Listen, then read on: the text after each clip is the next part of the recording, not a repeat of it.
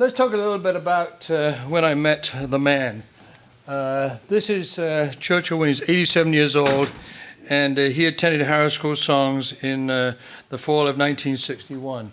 By context, Harrow School, this is the main building there, and behind it is in fact the speech rooms. There was a little problem with the public schools, of course we call them private schools here like BGA.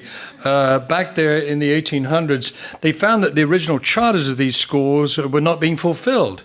And indeed, Harrow School had become sort of the aristocratic, like Eton, of a place to stay, and the boys of Harrow were just not being served. So it's in danger of losing its recognition by John Land, who owned all the property on the Harrow on the Hill, and Queen Elizabeth, who had given the charter. So what they do, they say, well, we'll fix that. And they formed what was called the lower school of John Land because they put it halfway down the hill. And so here is the original buildings of John Land School from late 1875 or so.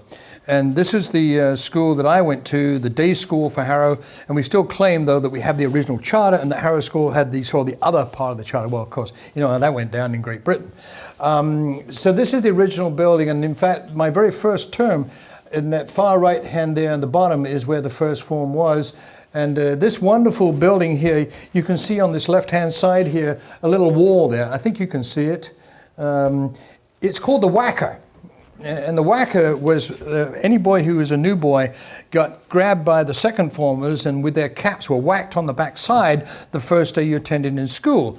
So when I went there in 1952, I got the whacker dealt to me by the second formers in 1954. The next year, of course, somehow they built this other building called the Red House, and so there were no more first formers there. So the end of the whacker was, in fact, in 1965. The last whacking I ever did, and the last whacking that any boy who came as a new boy to John Land School got whacked, but the whacker still exists.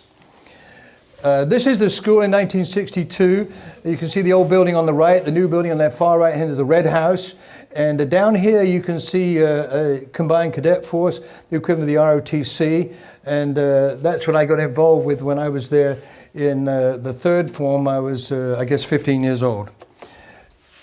Now, the last year, I was what was called the head boy. And you can see me sitting there next to the headmaster to his right, your left.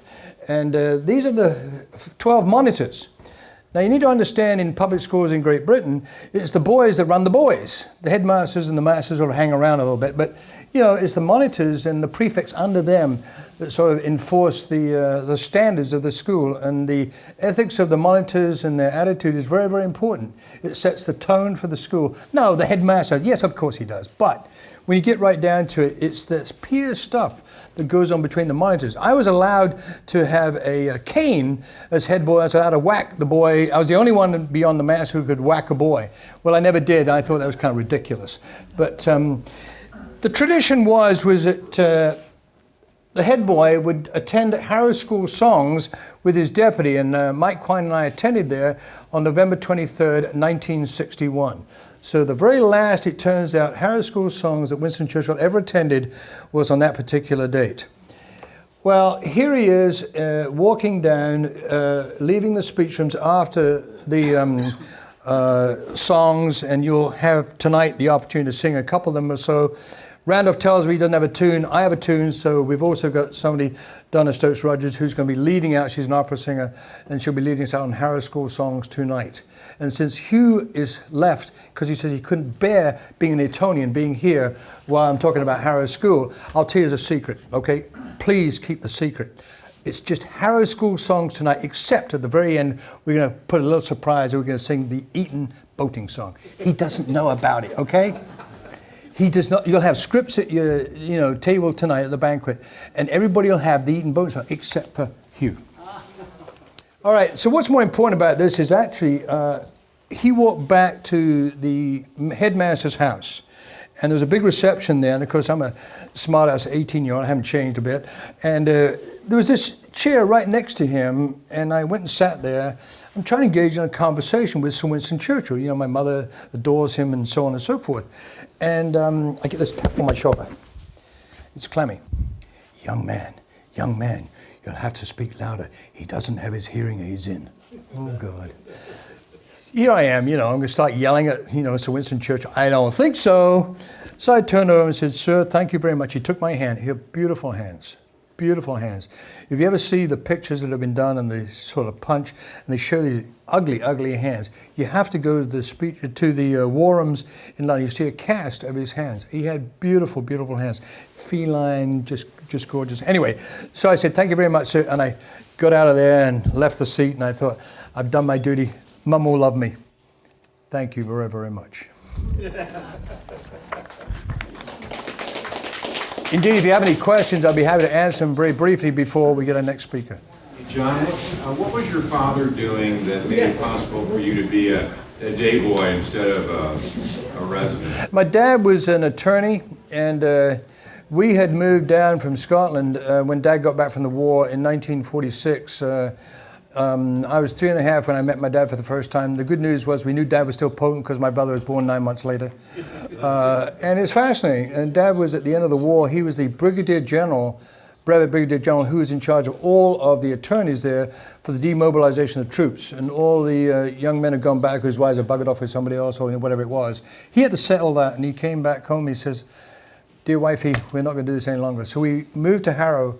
And we were there, he worked in the city in corporate and international law for the longest time. He's one of the first attorneys that did European corporate law. Fascinating. And the gift to me, I'm sorry to go on a personal note, but the gift to me was the week before he died at the age of 59 of a massive heart attack.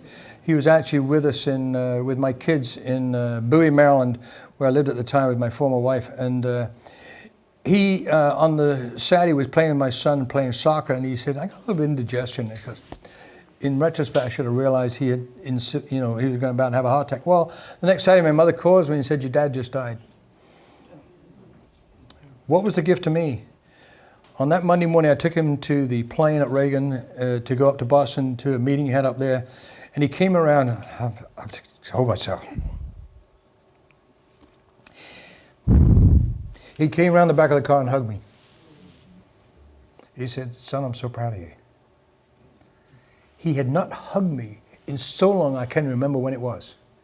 Of course, as a cut-up teenager, he didn't hug me then. As a medical, he didn't hug me then. That was a gift to me. Absolute gift to me. So Dad was Dad, He was, as they say, a non-PC kind of guy. And unfortunately, I followed in his footsteps very quickly. Any other questions? I'm done. Jamie.